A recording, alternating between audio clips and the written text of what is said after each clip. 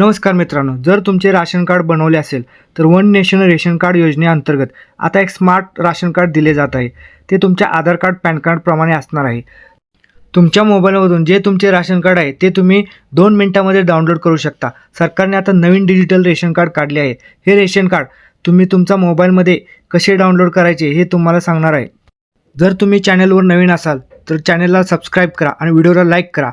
अशाच नवनवीन अपडेटसाठी आमचा व्हॉट्सअप आणि टेलिग्राम ग्रुप जॉईन करा. चला तर मग व्हिडिओ सुरू करू.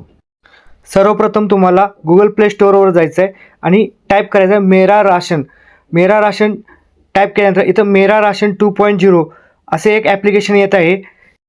हे ॲप्लिकेशन 26 MBचे असून हे 10 मिलियन प्लस लोकांनी डाउनलोड केलेले आहे. तर आपण हे ॲप्लिकेशन इन्स्टॉल करून घेऊ. ॲप्लिकेशन इन्स्टॉल केल्यानंतर आपण हे ओपन करू. ॲप्लिकेशन ओपन केल्यानंतर इथं अलो करायचं आहे. तर प्रधानमंत्री गरीब कल्याण अन्न योजना असे ॲप येत आहे. तर इथे लँग्वेज सिलेक्ट करायची आहे. इथे इंग्लिश लँग्वेज सिलेक्ट केलेली आहे. तर आता इथे गेट स्टार्टेडवर आपण क्लिक करू. गेट स्टार्टेडवर क्लिक केल्यानंतर हा असा इंटरफेस येईल. नंतर इथे लॉग इन ऑप्शन आहे. इथे बेनिफिशरी युजर आणि डिपार्टमेंट युजर. तर इथे आधार कार्ड नंबर दिलेला आहे, कॅप्चा दिलेला आहे, लॉग इन विथ OTP. तर इथे आपण आधार कार्ड नंबर टाकून घेऊ. नंतर आधार कार्ड नंबर टाकल्यानंतर इथे आपण कॅप्चा टाकून घेऊ. कॅप्चा टाकल्यानंतर log in with OTP click करायचं. मग इथे OTP सेंड सक्सेसफुली झालेला आहे. जो आता आपला OTP आलेला आहे तो इथं आपण टाकून घेऊ. OTP टाकल्यानंतर OTP व्हेरिफिकेशन होईल.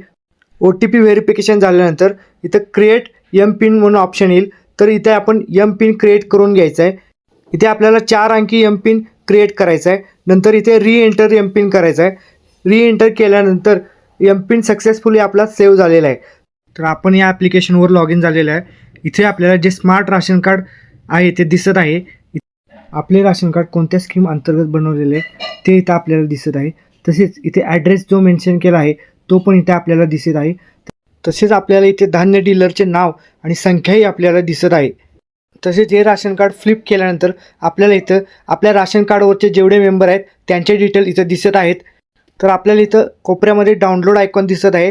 त्या आयकॉनवर क्लिक करून आपण आपले जे स्मार्ट राशन कार्ड आहे ते आपण डाउनलोड करून घेऊया. अशा प्रकारे रेशन कार्ड डाउनलोड केल्यानंतर PDF स्वरूपात आपल्याला अशा फॉर्मॅटमध्ये दिसेल. तर हे तुम्ही डाउनलोड करू शकता आणि प्रिंटही काढू शकता आणि तुमच्या घरच्यांच्या बरोबरही शेअर करू शकता. तर अशाच नवनवीन माहितीसाठी चॅनलला सबस्क्राईब करा आणि व्हिडिओला लाईक करा. धन्यवाद.